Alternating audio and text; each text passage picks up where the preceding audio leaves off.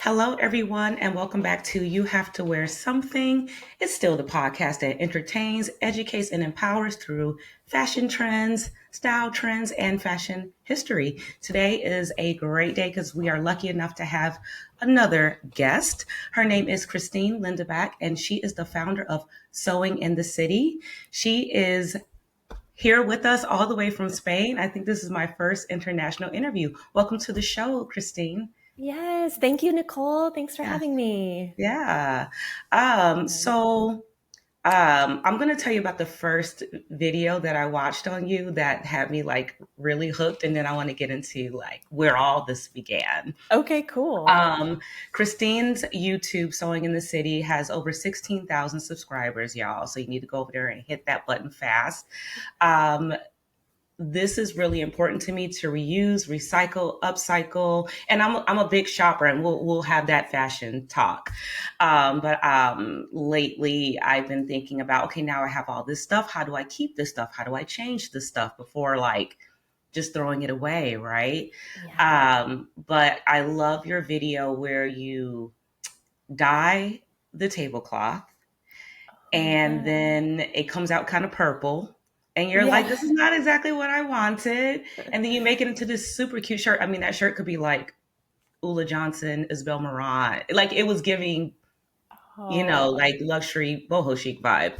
And it was yeah. very, very interesting. But tell me about, I know all of this starts at the age of 6 with your Yeah. love of sewing. So tell me about getting that first sewing bug. Yeah, I don't even remember getting the first sewing bug, but my mom tells me that I like was literally begging her to let me use the machine because my mom sews as well, and so yeah, I just started sewing like doll clothes when I was a kid, and then Mm, eventually moved on to making my own clothes. Um, wow. and yeah, and then it's kind of like the dyeing experiment, dyeing that tablecloth. I'm always just like looking for other ways to repurpose or different projects that inspire me or seem like a challenge or fun. Yeah. So yeah, I think sewing has been part of my life for so long that it's just kind of part of what I do.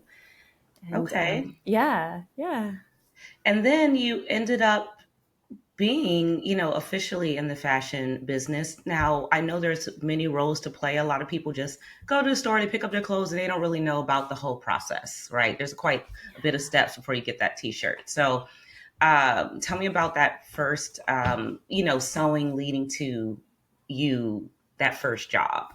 Yeah, I know. I'm so grateful for sewing because like you would never really think, oh, sewing would lead you to an actual career. Yeah. But it did because I understood how clothes were made, and that gave me just enough of an in that I literally marched into Nordstrom in my local community in Seattle, where I'm from, like Okay. marched in and got a job on the sales floor, and I could speak enough about clothing that it I could get a job. And so that was great, and that started it off. From Nordstrom, I moved to a different boutique on the same street, and then just kept kind of working my way up the corporate ladder, mostly working in retail stores. So, first started selling, then got into operations, and then managing stores, and then managing multiple stores. So, yeah, it was not the path that I ever, probably would have said when I was a teenager, like I'm going to do this with my life.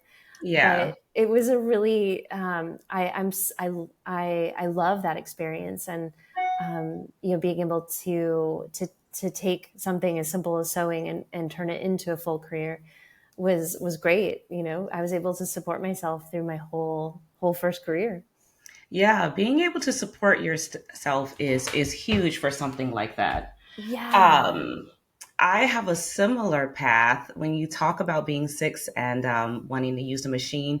So I always think that, like, especially like women, right, have to see someone doing something to really think that they can do it, which is why like representation is so important, women in business, all of that, right? And I Yeah. remember at 6 with the doll thing, right, making dresses out of dryer sheets. Oh, Because after you use them, the scent is gone and they just kind of go to the trash. Well, I like collected them yeah. and I would put them on my dolls. Now, this is, boomers raise you to get a real job, right? Yes. My parents were IT professionals, very kind of like college prep, almost STEM, motivated. And I don't think at that time they knew very much about the fashion industry or Yeah. sewing or anything like that. So I didn't grow up watching my grandmother sew or my mother. My mother knew how to sew because you had home ec back then and people made dresses from patterns. Yeah. Um, but I'm glad you mentioned the retail part because I was thinking maybe you were a pattern maker, maybe you were on a Oh, design team. Like that's what you're giving yeah. when I watch the YouTubes. I'm like, oh, she was definitely like on someone's like design team for sure. Oh, yeah. Yeah, no, I was on the total opposite side of more on like marketing, sales marketing, and the people side too. Like I did a lot of Mm. hiring, training. So yeah, I was on kind of on the other side. But it's Uh, yeah. Oh, yeah, no, very yeah. similar. I love that because I think sometimes retail gets like a bad rap that it's not a part of the fashion cog. People watch, Project Runway and they think like that's what it is, like rushing to make a dress, in 2 hours or what have you. But Totally. all of those other parts matter because you can't have the runway shows, you can't sell the perfume or the belt unless someone is making these fantastic clothes and selling these clothes, right? You need a Yeah. clientele and, I say that, I mean, I have a long career too. I worked at Bendel's, I worked at McQueen, and Oh, Neiman's, and I managed at Hugo Boss. And similar to you, like, worked my way up, yeah. really great at sales, really extroverted, great at talking to people, Yeah. just a general love of fashion. Of course, with this podcast, got a degree in journalism. Totally. So there's always a different way. What I loved about you is the internet really cracked it open where you can just define yourself Yeah. any way you want. It really democratized things. Yeah. So tell me about the part where you're like, I can do my own thing. Like I don't have to keep doing this. And, also like, how did you get to Spain? But, one Yeah. thing at a time. Yeah, yeah. Oh my gosh. It's such a like what you said about the internet kind of opened so many doors. It was 2015 when I was super burnt out of the corporate. I mean, like there's every season you Hmm. get a new collection and you have to sell the Hmm. new collection and Of beat LY course. numbers and all of that. I was super burnt out living in New York, and I just knew I needed there was a change coming. I knew there was another chapter of my life, and so I was working for Emilio Pucci, and so I was traveling to Italy Nice. several Mm. times a year, which sounds glamorous, but it was exhausting. Yeah, it Um, is exhausting. People think buying trips are like it's too much stuff. It's really difficult to edit. And like you said, yeah. traveling for work, everyone glamorizes that too, and it does drain you. Oh, But yeah, so yeah. it's a lot. It's a You're lot. going to So Italy for Pucci. yeah, it sounds really cool. And there were definitely glamorous, fun parts of it, but I was really burnt out. And then on top of that, living in New York, like super, New York's noisy and dirty and fast, and your rent's always going up and the Yeah. grind. And so after one of the buying trips, I stopped over on a Spanish island in the Canary Islands. And Mm. it was as if my soul just said, "You need to live here." I just knew it. There was no doubt. It just felt like this is where my soul needs to be. And so a year after that trip, I actually ended up moving. So I took a year to prepare, like, what is my next step, learned Yeah. the language and all of that. So my next step was actually because I had been blogging with Mm. Sewing the City was a blog as it started. So I kind of understood WordPress and how to build sites and kind of knew my way around the web. And so that became my jump. Like I knew that I could make money building websites, and that gave me enough confidence to leave my corporate job, even though most people thought I was crazy. Um, Yeah, they like usually do when you're like, I'm moving to Lisbon. And they're like, why? What are you doing? Yeah, no, they think like, do you need help? Are you okay? Yeah, exactly. they need a Yeah. little wellness check there. Yeah, no, no, Little no. wellness check. Yeah, yeah, Yeah. yeah. Yeah, the people like who really know me knew that it was like the best thing for me, but like people on the outside were kind of like, "Whoa, why would you leave a great job and all of that?" Hmm. Um, but so yeah, so I ended up like moving into building websites, and that led me to client like working with clients who were having me build stuff for their digital products. So I Mm. was building like sales pages for their courses and Okay. seeing them like have success selling stuff online. And then literally one day it was like a flash. I just said, why am I not doing this for myself?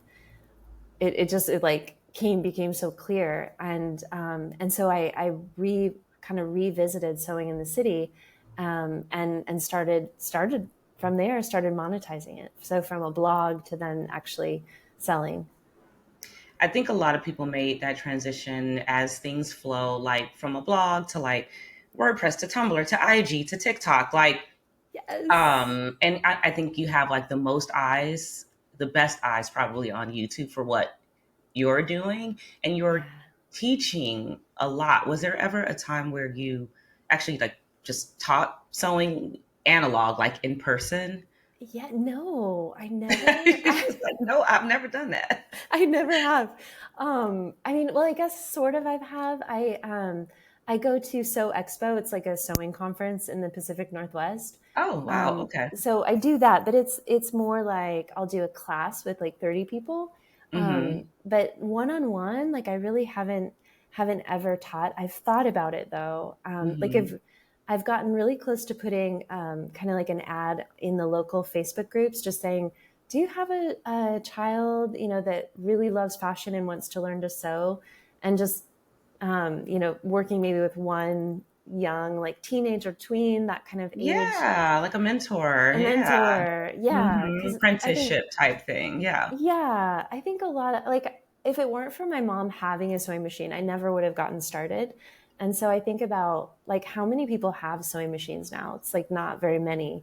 But I know Yeah. It's there's, like a mysterious thing. And I think we got too far from like, oh, making clothes means you're like an oppressed woman. That's sexist. But like, not for the person yeah, that really wants to sew. It was about exactly. choice and access, not forcing someone to sew that doesn't want to sew, you know? And they Exactly. just kind of took all these things away. But some people actually love homemaking and cooking and let them do that, you know? Yeah. But yeah, you would be setting that example like your mom, did for you. And I think that could be so cool, for a fashion Yeah. student to kind of get out of the, I don't know, like the story, like you said, like the glamour story that they're telling themselves about Yeah. fashion and really like make it real for them. Like make a dress. See how difficult it's difficult to Yeah. make a dress. I can't even put a button on. My mom taught me how to put buttons on, but they're like really knotty on the back. They're like, Yeah.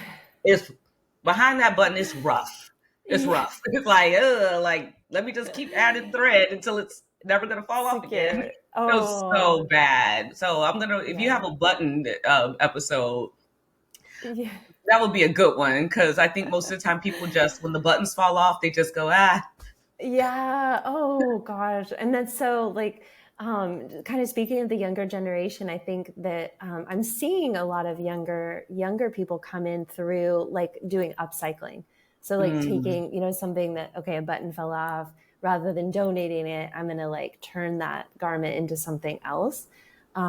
So I love the idea of being able to have sewing as a skill that allows you to then be super creative and maybe not even make something from scratch, but be able to refashion something, or just fix a button. Yeah, tell me your thoughts on, because you were in the industry and now you're independent, and you are kind of spreading a mission of like, don't be wasteful, be sustainable.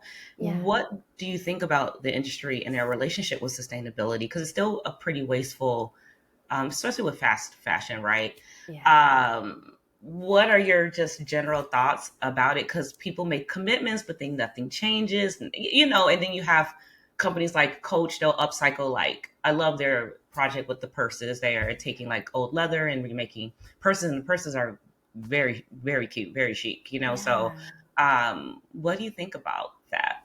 Yeah, I think like for me, ultimately it comes down to like the relationship that we have with our clothes. And I think that we've lost some of that like closeness to the things we wear because fast Hmm. fashion has made it so easy just to wear once, throw it away, or donate it. And so there's not so much that connection of like, oh, this is my, this dress that I love and fits me so well, and I wear it. I've worn it, this occasion and this occasion, and I did this in it, and there's like less connection that makes us want to hold on to our clothes longer and like take care of them.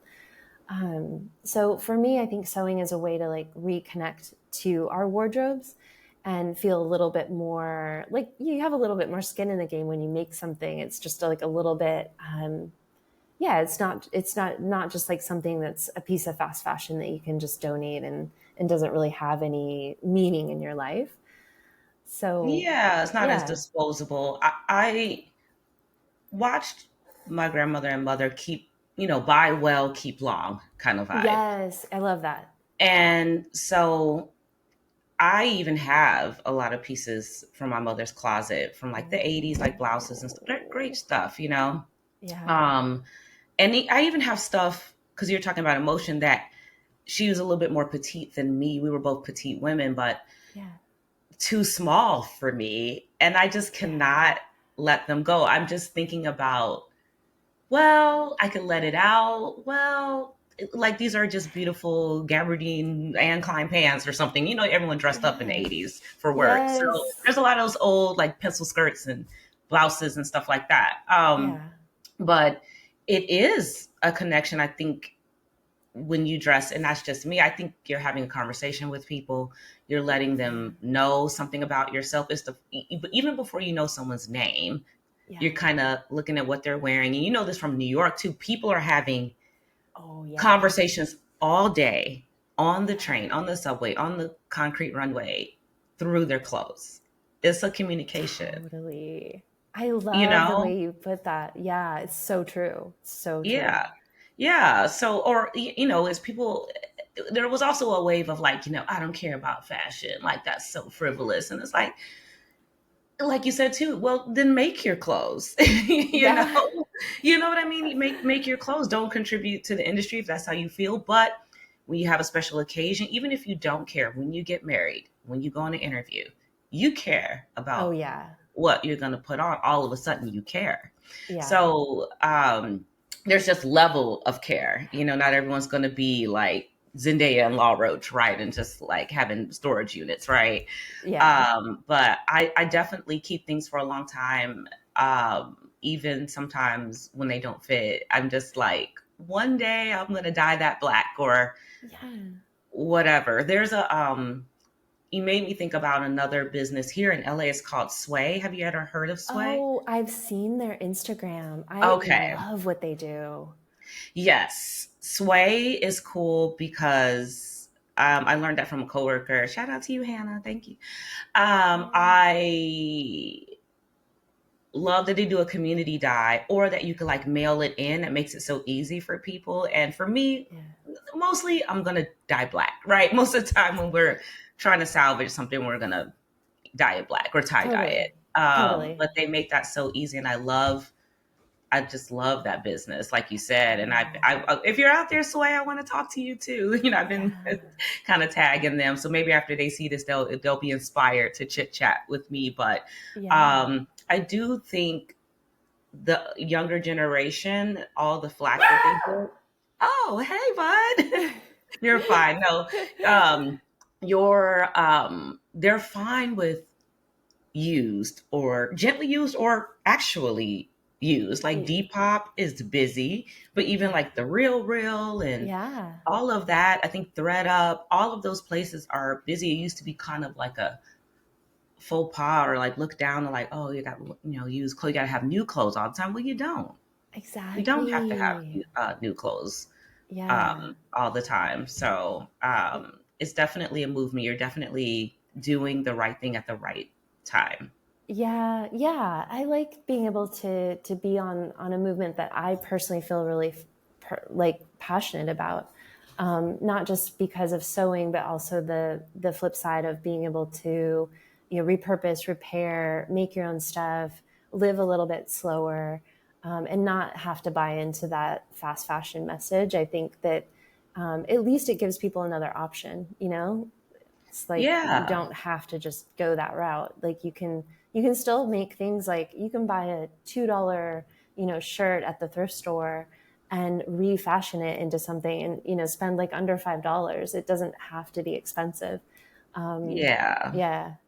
It takes And such a long time for fabric to break down too. yeah. So, like throwing it away because it's holy.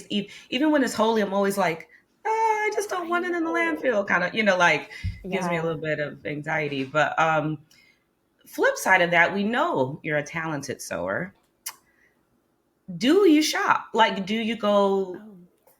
Do you buy new? Do you just buy vintage? Do you go to like Goodwill or whatever that version of that is in Spain? Yeah, I mean, of course, I love to shop. I love like you Feel like definitely goodies. can, yeah, can't take that out of the fashion lover.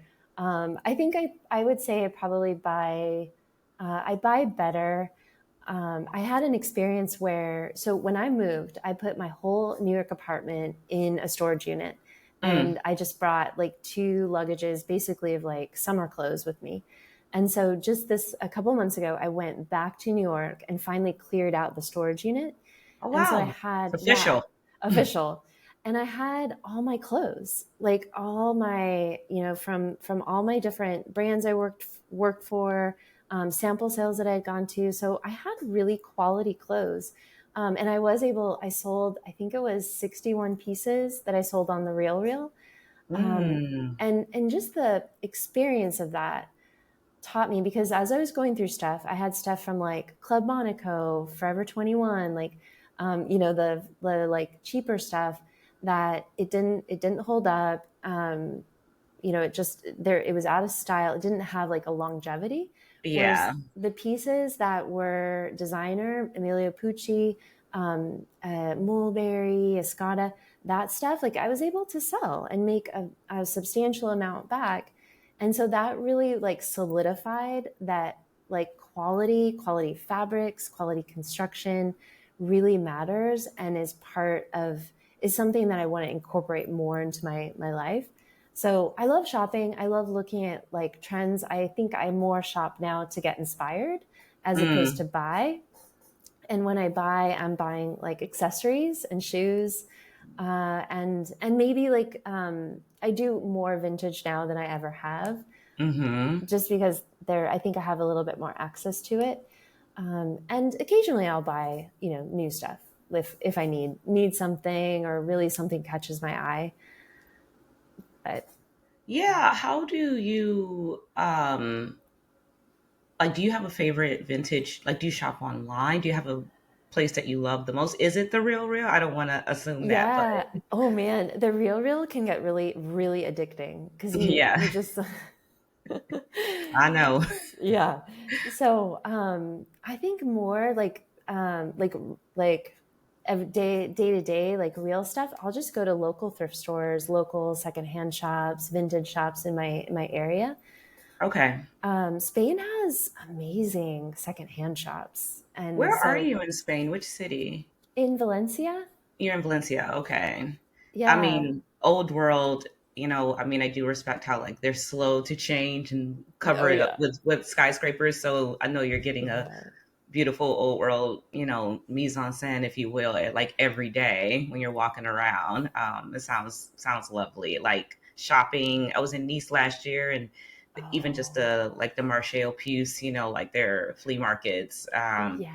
It's just so cool, and just these random things that you would never see in America. Just even trinkets. Yeah, Beautiful. exactly.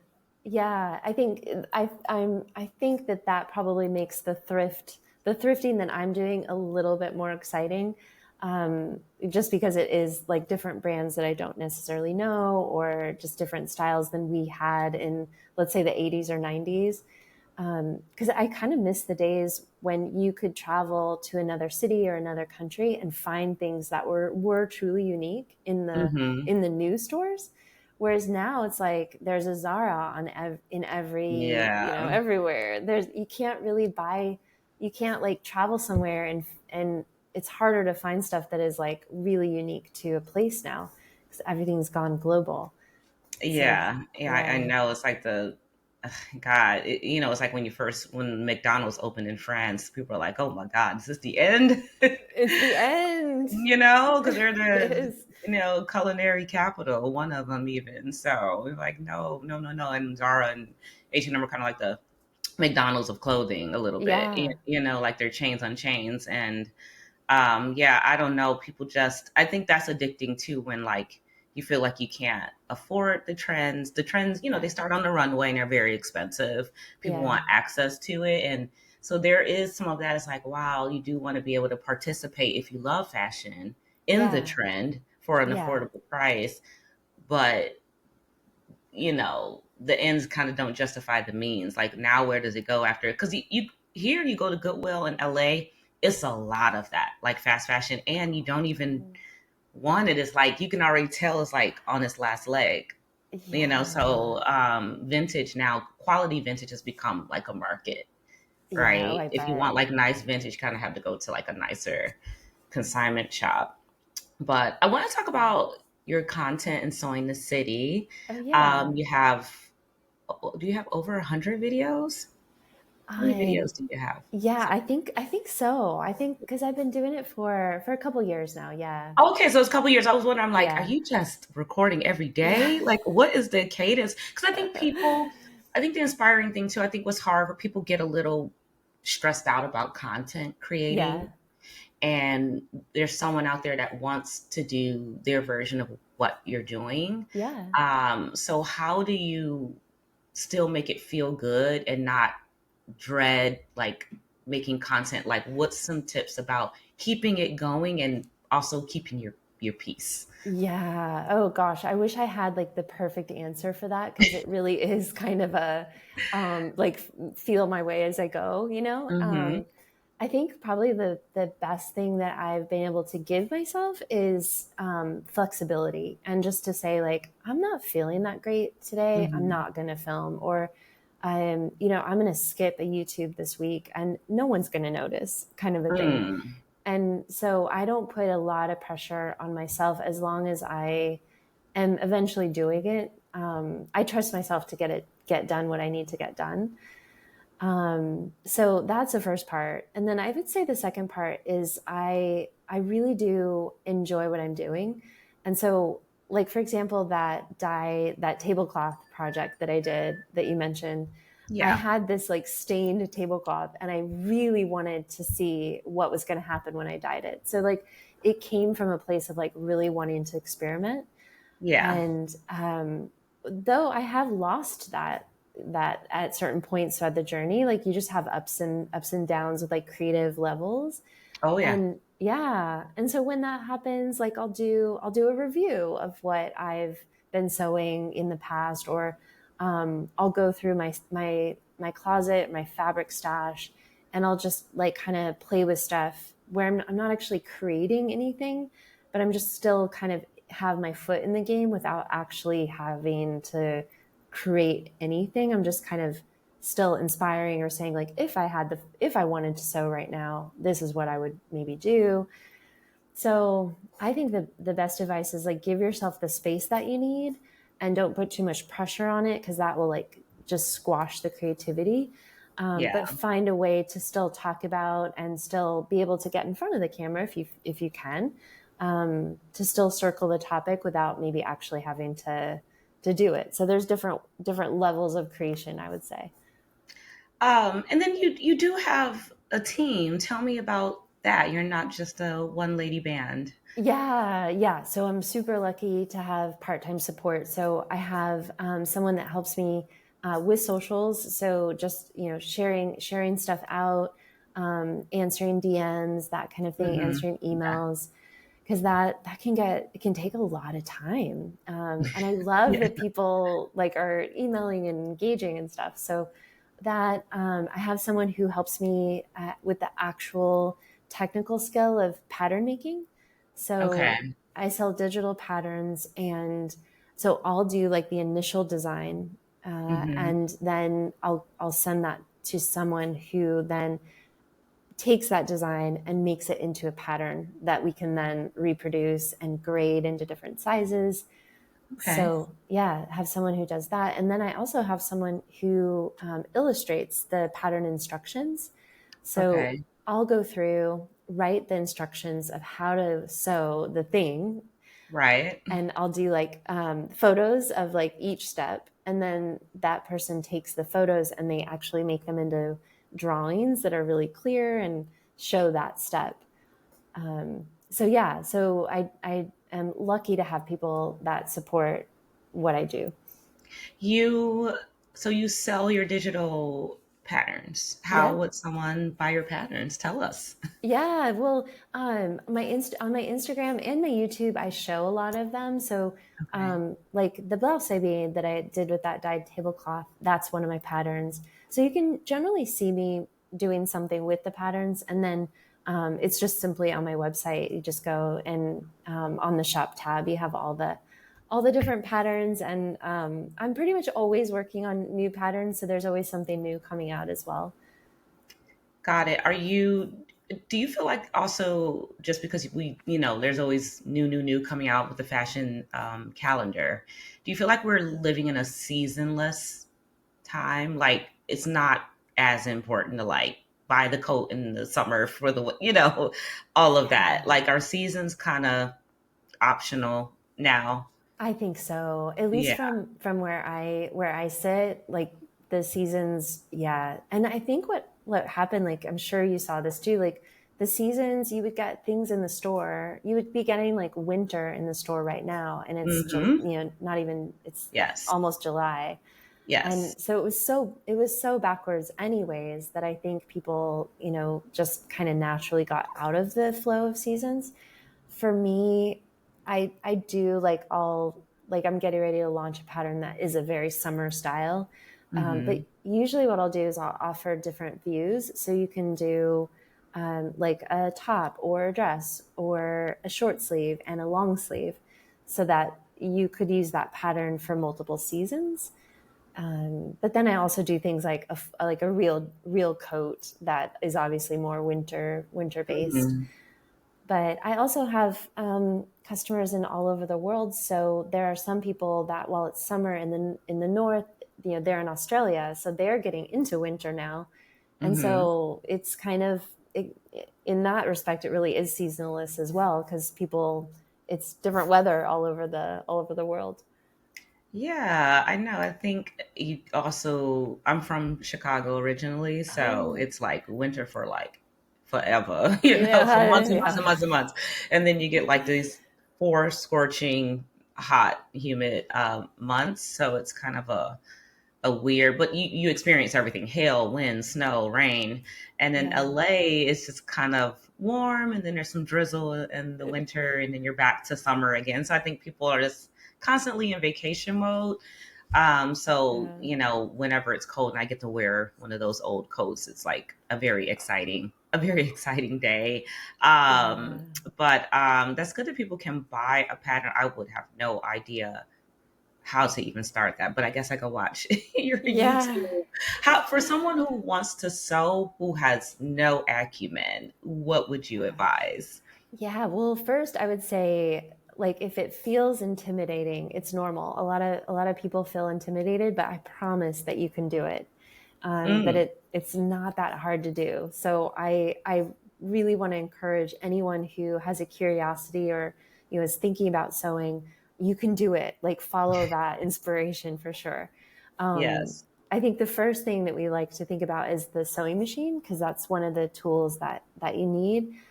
And so if you already have one, like a lot of people say, like, oh, I have my mom's machine or my grandma's machine or my aunt's machine. Um, you can definitely reach out to someone if you know someone who sews and you're not sure how to like thread the machine.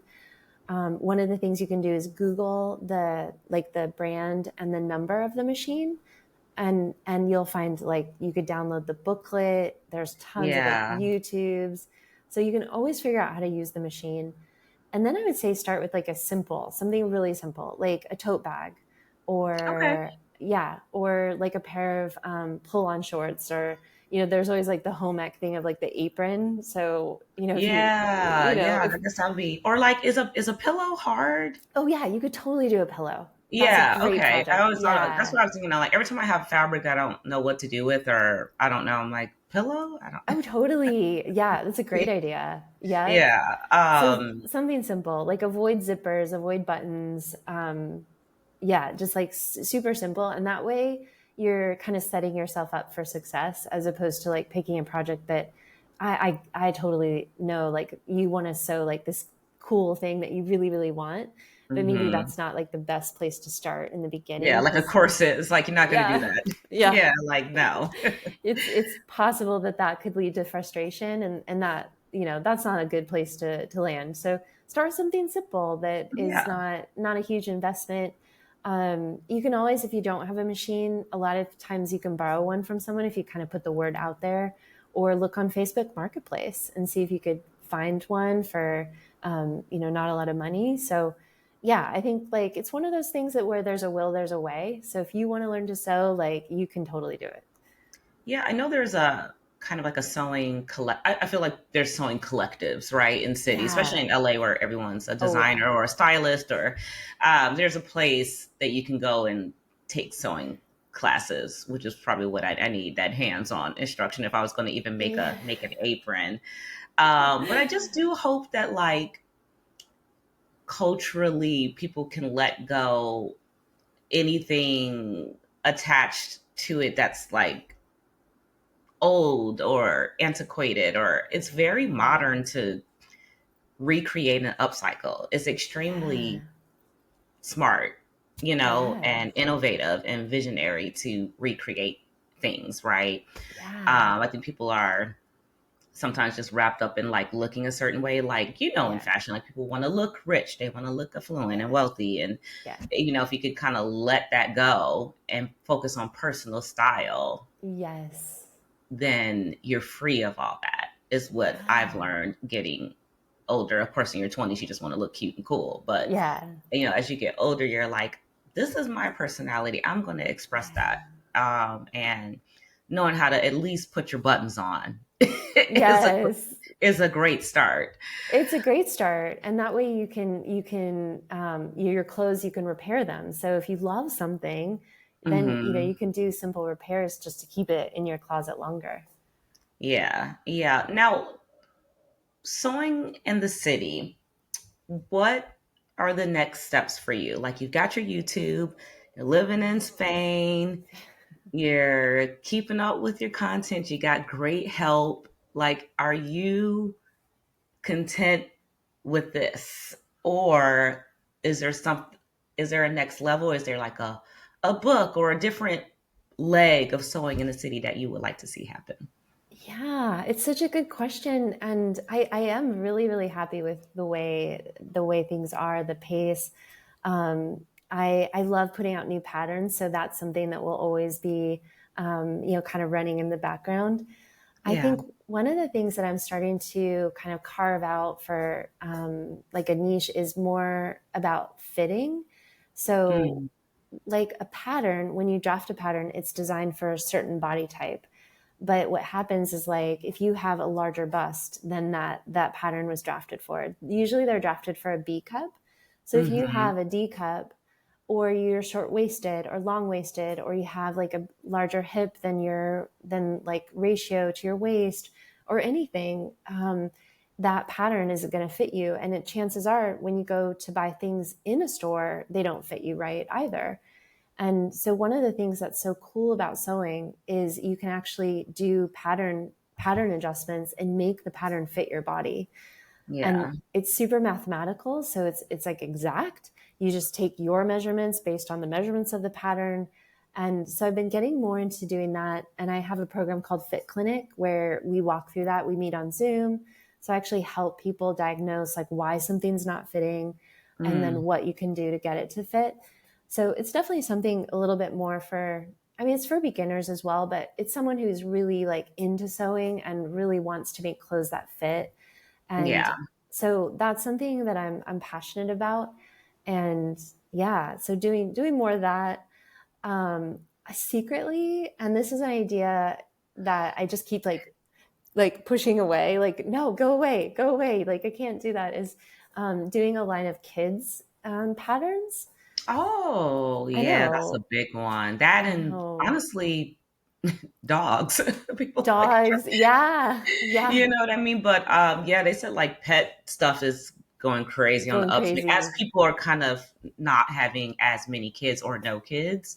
They're becoming Yeah, dog and cat moms and stuff like that. But yeah, kids would totally. be Be solid. fun. Yeah. Yeah. I have the vision, but it's just, I have to kind of focus the energy. And so if I start to split my energy too much, I'm afraid I'll lose the focus. Yeah. So, I'll get there at some point, but it definitely is like an idea that's just kind of like chattering in the back of my head. You will probably get there. It's like what you're advising to us. You're gonna like probably pick like that one thing, like a kid's shirt or blah blah blah, Yeah. and maybe test on that, and then you'll share it with us and tell us all about it, right? Yeah, yeah, yeah. So Yeah, yeah, start slow. I think that's great. Great advice. Kind of just start manageable with something manageable, and then work your way up.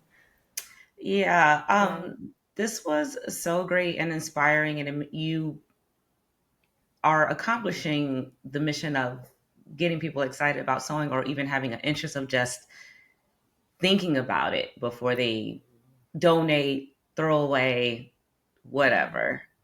And, yeah. I would say mission accomplished on that. And I'm going to be Cool. watching your videos. Can you tell people how to keep up with you, how to follow you? Yeah, yeah. You can find me on Instagram and YouTube, both the same handle. It's Sewing and the City, and the website is the same, Sewing in the City. So yeah, reach out, send me a DM or comment, and be glad to help if anyone has any questions about sewing as well. So. I so appreciate connecting with you, talking to you, learning about sewing in the city, and everybody go support and learn how to make something, at least a pillow or an apron. Thank you so much for your time today, Christine. It was a pleasure. And until next time on You Have to Wear Something, I say peace. Thank you, Nicole.